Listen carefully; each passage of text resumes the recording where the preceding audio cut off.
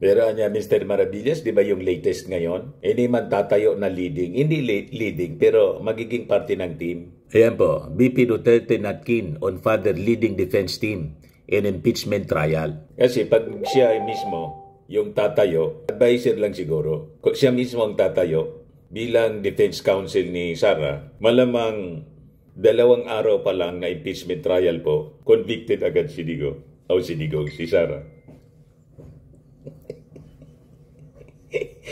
Mapapadali yung conviction kasi pagmumurahin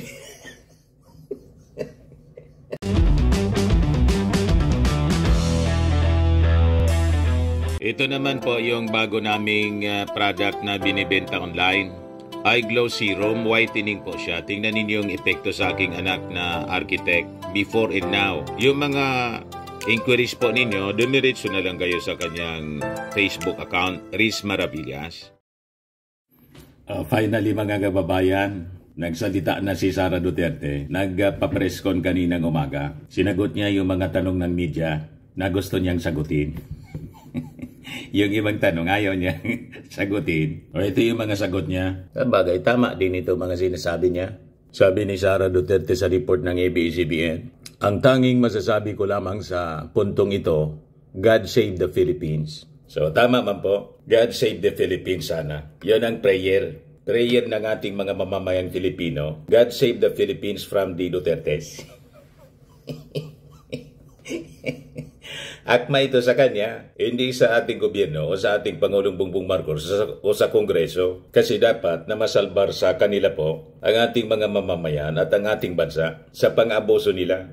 Tama ba? Sabi pa niya, bukod dito, nais ko lang po na ipaabot sa ang aking taos-pusong pasasalamat sa mga kababayan na patuloy nagdarasal, sumusuporta, nagtitiwala at patuloy na nagmamahal sa akin. Manalig kayo dahil sa taong bayan ang tagumpay. Ito ang taong bayan na sinasabi niya. Mga hindi na ito mag 1 million. Kasi po, yung 32 million na dati bumoto sa kanya, kasama na po tayo, mga Marcos loyalist. Yung mga Marcos supporters po, nag-withdraw na ng support sa kanya. Just like yung mga congressman na pumirma 250, nadagdagan pa po. May 25 congressmen ang pumirma at kasama sa pumirma mga kababayan na additional 25 congressmen para sa impeachment ni Sara. Yung partido ni Rodante Marcoleta, sagip. Hindi ko maintindihan kung bakit si Rodante Marcoleta, sagip party list, kalyado ni Sara Duterte, ni Digong, pumirma po, umabol. Di ba yung original, 215? Umabol siya. Ito po yung mga bago. Kabilang dito si Binyan Representative Len Alonte, Cagayan Representative Ramon Nolasco Jr., Isabela Representative Tony Pet Albano, Lanao del Norte Representative Muhammad Khalid Dimapuro, Leyte Representative Carl Nicolas Cari, Masbate Representative Richard Co, Masbate Representative Araco, Masbate Representative Wilton Co, Negros Occidental Representative Emilio Bernardino, Yulo Quirino Representative Midi Ormaydi Kuwa, Sultan Kudarat Representative Princess Rian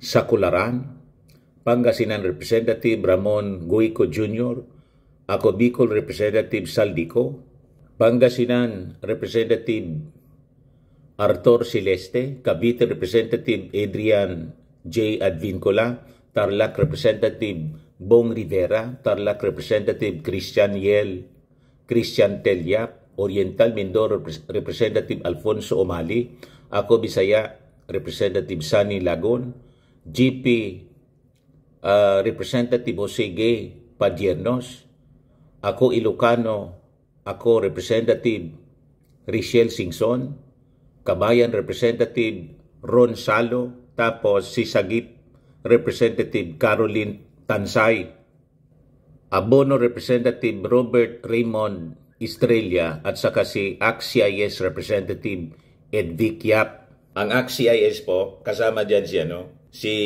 Erwin Tulfo, pero si Erwin Tulfo hindi pumirma. nagpaliwanag na siya. Ang rason daw kung bakit hindi siya pumirma, kasi yung senator judges, mga kababayan, na magsasagawa ng trial, sabi ni Erwin Tulfo, baka anya, isa na ako doon.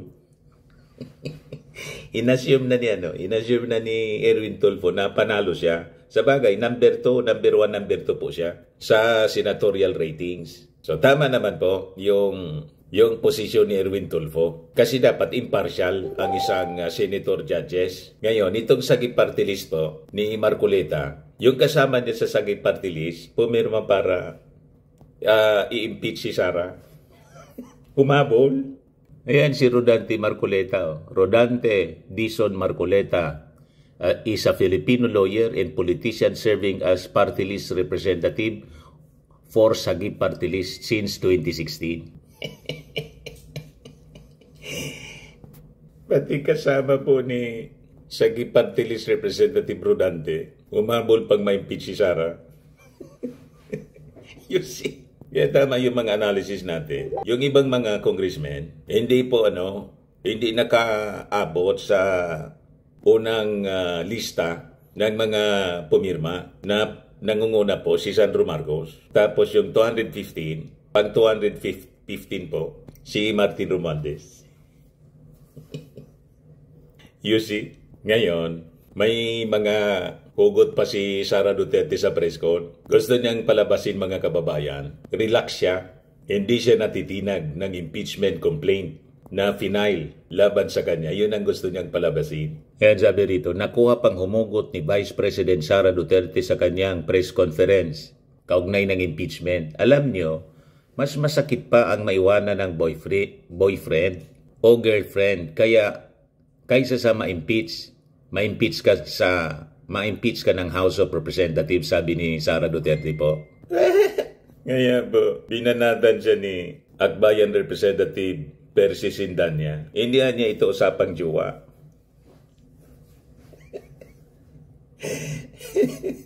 Sinapalpal po ni Sindanya.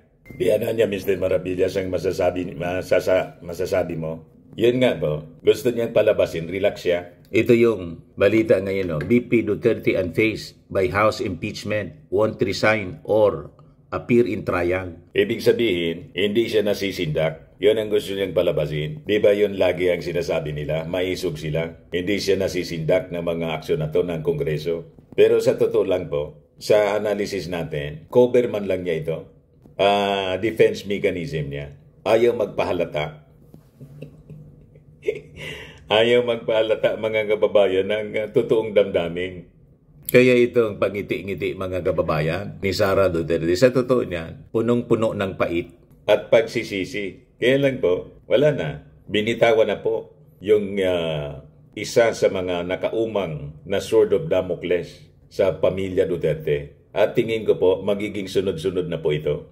At sabi ni Sara Duterte, nang tanungin ng mainstream media kung iniisip niya na mag-resign. Kasi isa sa pwedeng option niya, mag-resign na lang para hindi po makonvict. So na-impeach na siya ng Kongreso, conviction ng Senado. Ang iniintay na lang, mga kababayan, once na nag-convene bilang isang impeachment court yung Senado. Na pwede itong mangyari once halimbawa yung ating Pangulo, open naman po yung ating Pangulo. Sabi niya, pag nag-request niya yung Senado ng special session, bukas niya tayo. You see, with that statement, mga kababayan, ni Sara, na hindi pa niya tayo napunta doon. Ang ibig sabihin, naglalaro na yon sa isipan niya. Depende siguro sa recommendation ng kanyang mga abogado, defense lawyers niya. At siyempre sa sitwasyon ng mga kaalyado niyang senador. Kung yung mga kaalyado niyang senador, makita niyang tatalo na po sa kabilang kampo kasi yung iba tumalo na. Malamang, mag-resign na lang po si Sara Duterte. Kasi pag hindi siya nag-resign, makonvict siya, tuluyang natanggal, hindi na po siya pwedeng kumandidato sa anumang posisyon sa gobyerno. Disqualified siya po. Pero kung mag-resign siya, pwede pa rin siyang tumakbo. So yun ang last option niya. Ngayon, kung ako ang mag-advise kay Sara, huwag ka pong mag-resign. Panindigan mo po kung naniniwala kang nasa tama ka. Maisog ka baga? Ngayon, isa sa mga tatayo daw na abogado, si Digong. Maganda kung si Digong tumayo. Effective si Digong. Tulad ng investigasyon ng Quadcom, nilaglag ni Digong yung sarili niya. Damay si Bato. Ikaw niya talaga, Mr. Maravillas. Effective si Digong. Pero anya, Mr. Maravillas, di ba yung latest ngayon? Hindi man tatayo na leading. Hindi leading, pero magiging parte ng team. Ayan po, BP Duterte not keen on further leading defense team in impeachment trial. Kasi pag siya mismo yung tatayo, advisor lang siguro. Kung siya mismo ang tatayo bilang defense counsel ni Sara, malamang 2 araw pa lang na impeachment trial po, convicted agad si Digong. O si Digong, si Sara. Mapapadali yung conviction kasi pag mumurahin yung mga senator judges, pati yung mga, siguro baka may mga pinagdududahan na naglalaro na. Siyempre naman po, may kanya-kanyang ambisyon yung mga senador. Alangan man bumalik yung mga Duterte. Tapos kalaban pa sa 2028 sa pagkapangulo, may mga ambisyon din yan. So, kung ako ang senador, unang-una, mabibigat po yung articles of impeachment. Number 1, yung pagbabanta na nangontrata ng ipapatay yung Pangulo, Lisa Marcos. Doon pa lang po, sabi nga, ula na. Pag hindi kinonvict mga kababayan ng mga senador, yung ating mga mamamayang Filipino, iko-convict po sila. Ang matatanggal sa Senado, sila mismo. O diba? Kaya siyempre, mag-iisip yung mga senador. O ngayon, pakinggan natin yung presko ni Sara. Yan po si Sara. Ayaw magpahalata na stress siya. May pa-smile-smile. Kino-cover niya yung grabing stress niya mga kababayan sa mga problemang siya lang naman po ang may gawa. Yung pamilya niya at saka siya mismo. Pakinggan natin yung kanyang press con. Yeah, pa-smile po. Okay na? Yes. Okay. Plastic. Mga kababayan, Assalamualaikum warahmatullahi wabarakatuh. Madayaw, mayong adlaw, kaninyong tanan. Magandang araw sa inyong lahat. Sa mga nakaraang araw, marami ang humihingi ng reaksyon, komento, o damdamin. Damdamin ko sa issue ng impeachment na naihain laban sa akin. Sa kabila ng aking mga naging pahayag ukol sa planong impeachment sa mga nakaraan na buwan, ang tanging masasabi ko na lamang sa puntong ito ay God save the Philippines. Bukod dito, nais ko na lang ipaabot ang aking taus-pusong pasasalamat sa mga kababayan na patuloy na nagdarasal, sumusuporta, nagtitiwala, at patuloy na nagmamahal sa akin. Manalig kayo dahil sa taong bayan ang tagumpay. Syukran. I know, right? Braille. 3 questions, no follow-up. Kita mo? Gusto niya kontrolin yung press con. 3 question lang yung accommodate niya. Tapos wala nang follow-up. Ganon. At pinipili lang niya kung anong gusto niyang sagutin. Ituloy natin. How are you? I'm okay. O, kita mo? You've seen the list of those who signed, ma'am? Oo. Marami doon, mga inaanak, mga kumpare, mga nakikinig sa boto sa inyong support. What's your reaction? Sabi kasi, ito lang daw basahin ko. Promise ko ilang, isa na yun. So, we've already started preparing the moment Franz Castro announced the impeachment plans, which was November of 2023. So November of 2023, there were already lawyers doing their work for the impeachment. So, we leave it to the lawyers. Resignation is not an option. Resignation is not an option. Wala pa tayo doon, ma'am. Na masyado pang malayo yung mga ganyan na mga bagay. Nandun pa lang tayo sa pagbabasa ng... Actually, ma'am, wala pa tayo doon dahil yung mga abogado lang yung nagtatrabaho. Hindi ko talaga alam kung anong ginagawa nila. But I have a meeting with... So, tungkol mga kababayan, you can read between the lines ang statement niya. Wala pa tayo doon sa resignation as an option. In other words, iniisip nila, pag magkagitgitan at makitin nila makikonvict si Sara, iko-convict ng mga senador, magre-resign na lang siya. Kasi pag hindi, makonvict siya. Pag hindi siya mag-resign, makonvict siya po. Tapos na yung political career niya.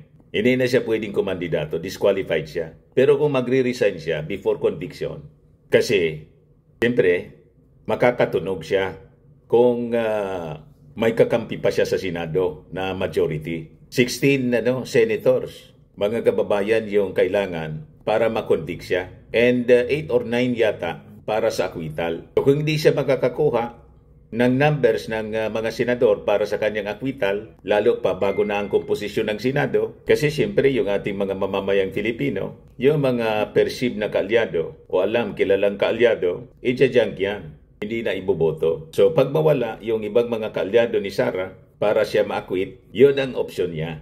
Mag-resign na lang po para pwede siyang bumalik sa Davao. Mababasa po sa statement niya, hindi pa tayo umaabot doon, hindi pa.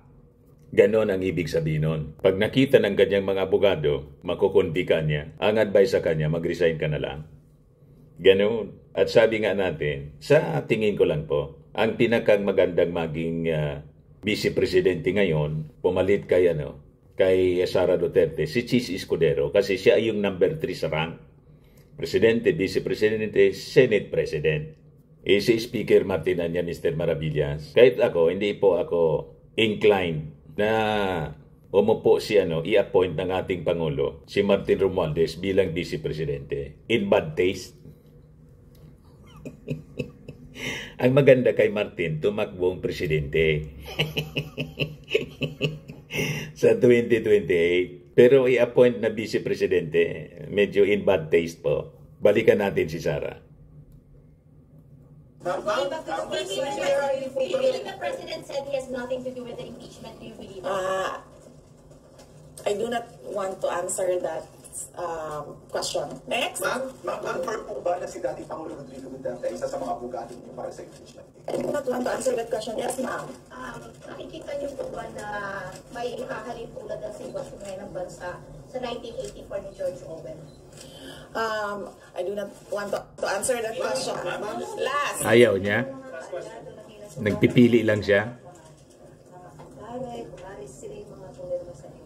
Paniwala ko lang, if you have to explain or defend your signature in a yes petition for impeachment, then you feel that you have done something wrong.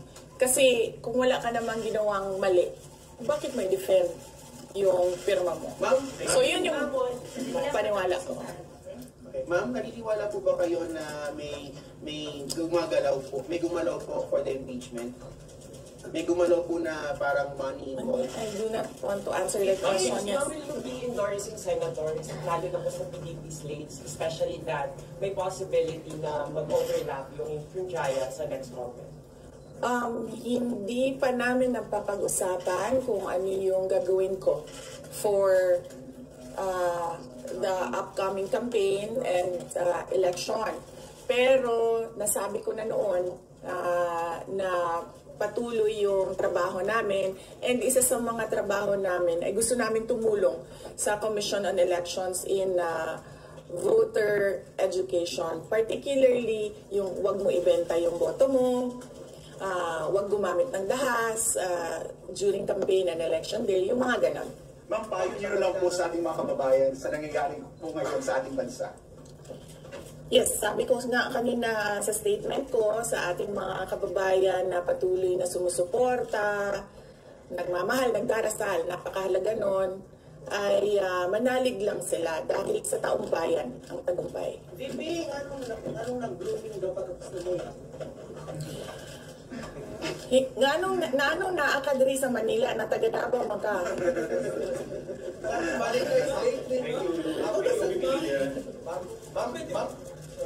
Yes sir. Ma'am, sabi niyo po late last year pa nang nagpe-prepare na kayo para dito. Pero pwede ko i-brief lang naman kung right now to after i-transmit sa Senate, saan na po yung preparation? May legal team po ba? And nasa ano? Well, may meeting kami mamayang hapon dahil nag-meeting sila kahapon. Hindi ako sumali. So merong briefing, legal briefing mamaya ang mga lawyers. So I will know more this afternoon. Can you name some of the prominent members of the Okay, kita nyo na yan pagpasok nila ng kanilang entry of appearance. Ma'am, tuloy po ang trabaho kahit may pinaghahandaan po kayo impeachment. Yes sir, opo. Kakatapos lang po ng planning conference ng Office of the Vice President. So we did it last Tuesday, Wednesday, and Thursday para po sa 2025 and 2026. So for 2025, may mga maapektuhan ba na programs ng OVP? Yes, nag-announce na kami no na wala kaming wala kaming burial and medical assistance dahil tinanggal yung line na yon sa budget. So hindi ka na pwede maglagay ng budget doon. How about the other programs, ma'am? Tutuloy siya. How confident are you that you won't be convicted in the impeachment court? Wala pa tayo. Masyadong pang malayo yan, ma'am. Wala pa tayo. Hindi pa natin ina-assess. Sa BP part, number 1 impeachment. Have you talked about Nagtanong ka na ba? Yes. Kanina. Sige, ikaw. Ma'am, you said before na you're seriously considering to run for 2028. Now na may impeachment na, are you more decided to run in 2028? Okay. So wala pa tayo dyan. Wala pa tayo dyan. But nasabi ko naman di ba, paulit-ulit kung we are seriously considering that. But it's difficult to decide without numbers. So kailangan malaman yung surveys and numbers. Sa next year pa yun. Pero BP number 1 in the assassination. Sir, nagtanong ka na? So, yes, sir. What are you concerned na yung possible consequence that you can be disqualified from public office kung magkaroon na ng conviction? Yes, sir. Oo. Alam ko po yung penalties ng impeachment. And the moment na nag-resign ako sa Department of Education, before ako nag-resign sa Department of Education, pinag-isipan ko na lahat yan. Sa ngayon ba, masasabi ninyo na lalo pa kayong nainganyo na ituloy ang pagtakbo sa 2020 presidential election? Nasagot ko na ata yung kanina sa question ni Sir na nakaitim. Ma'am, number one in the articles of impeachment was your assassination threat to the president. Do you regret making that statement last week? I did not make an assassination threat to the president. Sila lang nagsasabi niyan. Sila lang nagsasabi may assassination. Sila nagsasabi may assassin, may gunman. Mana sa tatay. Tinanong ko kayo if confident kayo sa numbers ng House. Sabi nyo, hindi Biglang nakalimot. Ngayon sa Senate, you said na parang meron kayong confidence sa mga senador. So, ngayon, how do you feel about that? Do you still feel confident with the numbers in the Senate? Sandali, Mama. Kailan ko sinabi yung may confidence ako sa numbers sa Senate? Ano exact na sinabi ko? Sorry, I cannot remember the exact words that I used. Parang medyo confident kayo with regards sa Senate, sa mga friends and allies mo. Unlikely kung magsasabi ng ganyan ba. Pero I will answer that next Pero how time. do you feel now sa Senate? Supposedly, received nila yung impeachment complaint the other day, pero nag-close sila kagad because of the last session.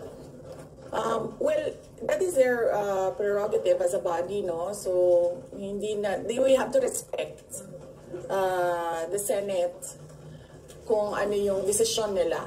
Dahil sila yung mga nandoon sa loob. So far you feel assured about your allies in the Senate?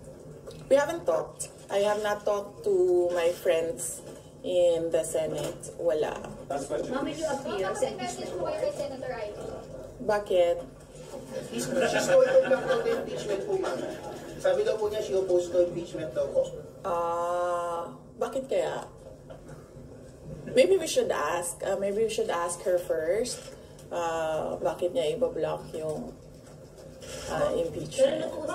How do you feel po? Sabi ni BBM, hindi niya supportado yung impeachment. Pero number one na, unang-unang pumirma yung anak niya. He was consulted actually. He was consulted. Kasi sabi, ito lang daw basahin ko. Ang daming nagbabantay sa gilid. Nausap niyo na kayong father niyo after your impeachment? Wala pa. But nagpadala ako ng message through sa kanyang assistant and sinabi ko na ano ba sinabi ko? Hindi ko maalala. I think I said everything will be all right. Yun ata ang sinabi ko. His reply was a song. MacArthur's Park. So, nagpadala siya ng video na kumakanta siya. Hindi ko pa nabasa, ma'am, yung complaint, but I understand lahat ng mga complaints na na-file sa House of Representatives nabasa na ng mga lawyers.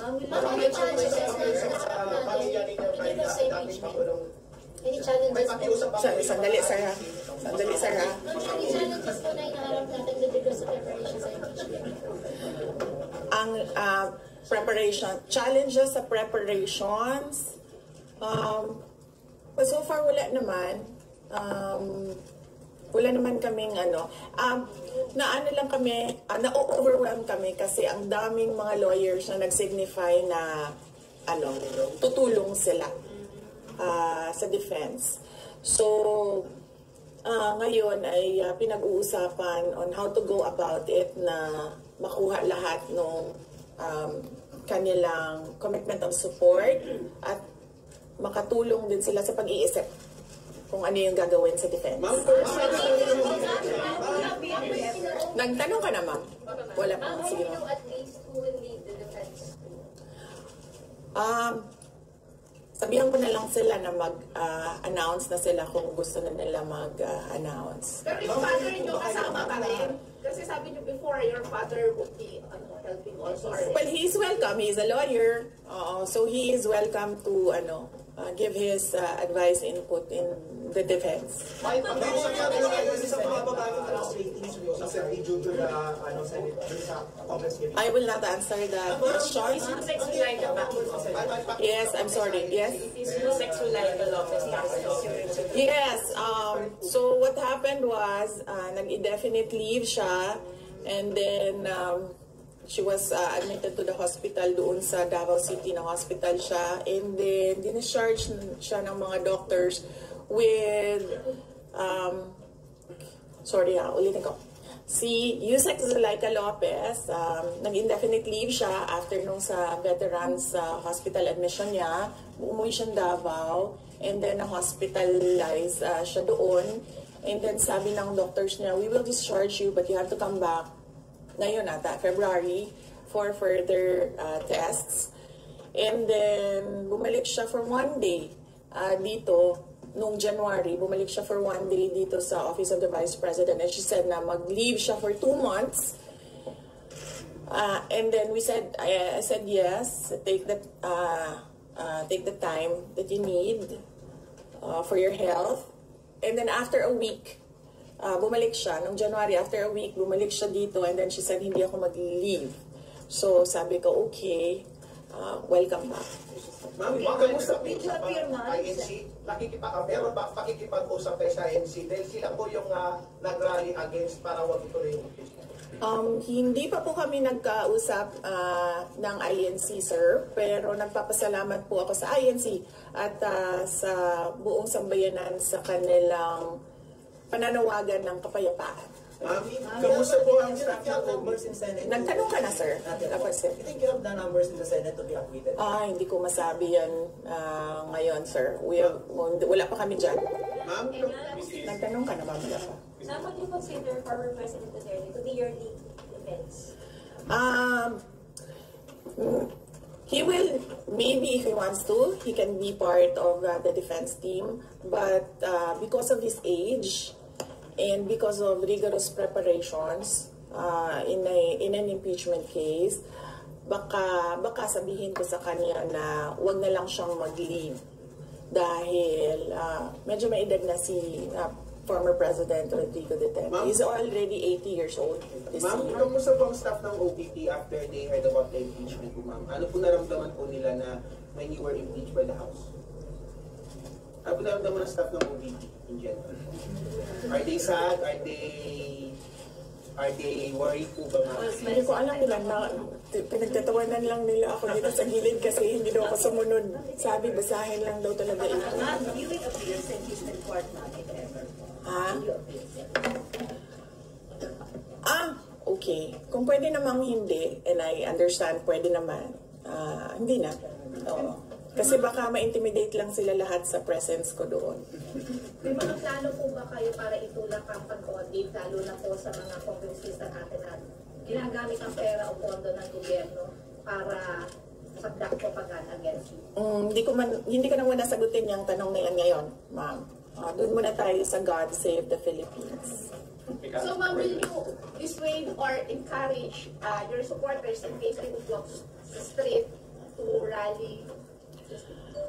Sa panahon ngayon, ma'am, na sobrang mahal ng presyo ng mga bilihin, lalong-lalo na ng pagkain, sasabihin ko sa mga supporters sa taong bayan na unahin muna nila ang trabaho and negosyo nila kesa sa mag-rally sila sa mga daan. Dahil hindi daw niya encourage yung mga mag-rally. Kung gusto daw nila, gamitin na lang yung social media. Sabi ni Sara Duterte. Kasi yung mga attempts nila na mag-people power po, ang nag-attend po, mga bangaw. Mayroon din po na nag-attend yung mga vloggers, kasi lang po sa isang tricycle. Wala na nga po na mga supporters, kaya hindi nila kinoconsider ang magparally po. Unang-una, magastos yung paghakot. Si Kibuloy po, ayaw na makisali yung kanyang church, kasi si Kibuloy nagkakulong na. Yung mga vloggers po na nananawagan ng rally, malapit ng mga contempt yun po ng Kongreso for spreading fake news.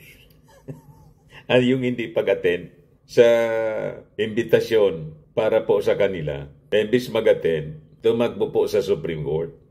Sa social media po, pwedeng gumamit na lang po ng mga makina.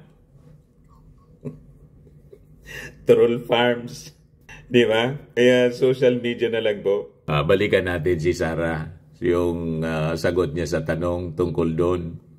Marami o lahat tayo breadwinners. So merong mga bata o merong mga kapamilya na nagdidepende sa atin. At tayo naman ang social media capital ng buong mundo. Kung gusto talaga nilang magsalita at tumulong, doon na lang sila sa social media kung saan nakakatrabaho pa rin sila. Pero nagagawa nila kung ano yung nararamdaman nila. Na gusto. Yung mga vloggers pa naman niya sa social media, nakasama doon sa mga inimbita ng Congress, yung mga accounts po na na take down. Kanina lang. Ang reklamo yung mga yung mga Facebook accounts nila na take down. Kasi nga po, fake news ang ini-spread ninyo. Tinake down siguro ng Facebook, ng Instagram. Kasi violation sa community standards. Ayaw kasi nila na tumigil sa pagpapakalat ng mga black propaganda at fake news na take down po. Nagiyakan kanina. Ano? Breaking all FB accounts of Doc Lorraine, Maribadoy, Crisit Laureta Chu, MJ Kiambao Reyes, and Sas Rogando Sasot have been taken down. Sabi rito, yan kasi ayaw tumigil sa pagpapakalat ng kung ano-ano. Mga black propaganda, baseless na mga akusasyon, mga haka-haka. Ang mga haka-haka nila, yung itinanong na isang member ng media, o baka vlogger yon, kasi hindi man nagpapakilala kung saan organization sila galing. Kung kino-consider yung mga protest, hindi niya, mas mabuti pa niya, social media na lang. Nalusaw na po yung mga supporter ni Sara. Yan ang katotohanan yan. Kasi kung nandyan pa yung mga supporters niya, people power yan sigurado. Yung mga propagandista niya, wala nang maniwala po, mga kababayan. Sira na kasi branded ng Kongreso na fake news peddlers. Pagpatuloy natin, mga kababayan. Nilang gawin. At yun ay magsalita at marinig sila ng taong bayan at ng mundo. Sabi ninyo, hindi nyo pa masabi if you have enough numbers in the Senate for are you not confident that you have enough allies to avoid a conviction in the Senate acting as an impeachment court? Hindi ko pa naisip yan, sir. I've not counted numbers of votes in the Senate, so we are not there yet. We are still, the legal team is still in the preparation of the defense and what we will do moving forward. Ma'am, do you feel betrayed? Maraming mga congressmen from Mindanao voting yes. 70%. I'm so sorry for do I feel betrayed? Or do you feel na gamit ang Mindanao? 70% ng mga congressmen sa Mindanao in-impeach si Sara. Wala akong feelings about it. Kasi kung napapansin nyo, wala naman kasi talaga akong barkada na politiko. I don't join their circles. But we are friends. Yes. But kung ninong at ninang lang ng mga anak, walang ninong at ninang na politiko ang mga anak ko. Maliban kay Stonefish, dahil nandoon si former President Erap Estrada. So, I don't move in the circle of politicians. Kaibigan, yes. But to say that meron akong close relationship, personal relationship with them, wala naman. Kaya siguro, ganyan din siguro kadali sa kanila ang magdesisyon about the impeachment. Kasi wala naman talagang something that is worthwhile sa aming pagiging magkaibigan. One last on impeachment. Nagkaroon po ba kayo ng prior information na may impeach kayo sa House under last session din? Or may nag-PM ba sa inyo? Naka-receive po ba kayo? Or may nag-tip sa inyo? Yes. Oo. Si JC. Si JC. Hindi siya natulog. Sabi ko sa kanya, matulog ka na, JC, kasi ang mangyayari ay mangyayari kaya sera-sera. Diba? Ma'am, comment nyo lang po, ma'am. Alam ko matagal na ito, but QC Prosecutor's Office ginasuha yung patong-patong na kaso against you. Yes. What was your initial reaction about that? And second po, any updates, security details natin, ma'am, tuloy po ba yung pag-trial po natin ng private security? Hindi ko nasasagutin yan, ha? Doon lang tayo sa God save the Philippines. Okay. Ma'am, last na lang po ng panmahin. Ma'am, you said God save the Philippines. Gaano na po kalala ang problema ng Pilipinas ever since na nagkaroon ng issue sa impeachment na ito? Parang, ano po yung nakikita yung problem sa Philippines ngayon at bakit nila kinuna itong impeachment na ito? Gaano kalala ang Pilipinas? Napag-iwanan na tayo ng panahon at ng ating mga kapitbahay dito sa region at napag-iwanan na tayo ng mundo. Malala siya since nagkaroon ako ng understanding. Kasi 1990s, tapos 1990s, magulo, well sa amin, magulo sa Mindanao. And then, ngayon, nagbabadya ang gulo sa Mindanao. So, parang wala namang nagbago. So, malala, sobrang malala dahil kung nakakausap mo yung mga tao na arawan yung kanilang sweldo, yung pera nila hindi na talaga sapat para sa pagkain, para sa kuryente, para sa bahay, para sa tubig, para sa pag-aaral ng kanilang mga anak. At kung basehan natin yung pag-alis ng mga Pilipino sa sarili nilang bansa ay sobrang malala dahil sobrang dami ng ating mga kababayan ang pumupunta, nakikipagsapalaran sa ibang bansa dahil wala silang makita na pag-asa, wala silang makita na oportunidad dito sa ating bayan. Kaya parang nakakaawa na tayo dito sa loob at nakakahiya yung estado natin kapag ililigay mo siya in a global stage na kung saan pinapanood tayo ng ibang mga lahi at ibang mga bansa. And because of that, tapos na tayo. Nakakaya yung nabalita na may gustong mamugot ng presidente. Pinagpistahan po ng mga international televisions and newspapers po. Yun ang nakakaya.